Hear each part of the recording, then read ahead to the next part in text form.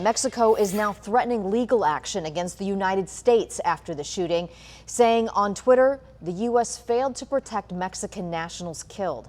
Our 10 News reporter Laura Acevedo joins us live in studio. You spoke to an expert, Laura, who says this lawsuit is very possible, very likely. Yeah, and that's exactly what she said, that it's very likely, and also the latest issue adding to an already tense relationship between the U.S. and Mexican governments.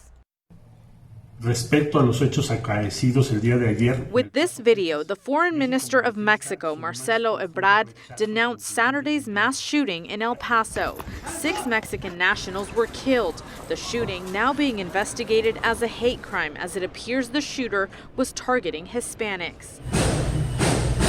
The foreign minister calling the shooting an act of barbarism, promising Mexico will act, saying Mexico's president has ordered prompt and forceful legal actions to protect Mexican Americans and Mexicans visiting the U.S. I think it's very realistic. Dr. Ramona Perez is the director for the Center of Latin American Studies at San Diego State University. She says this is yet another strain between the neighboring governments.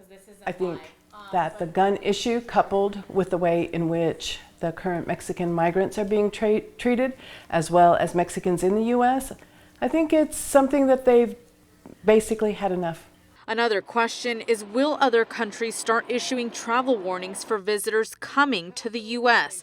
Dr. Perez says that's already happening. So I think other countries have no choice but basically to say, if you travel to the U.S., you are traveling at your own risk. We have not offered any kind of protection for our own citizens, much less visitors.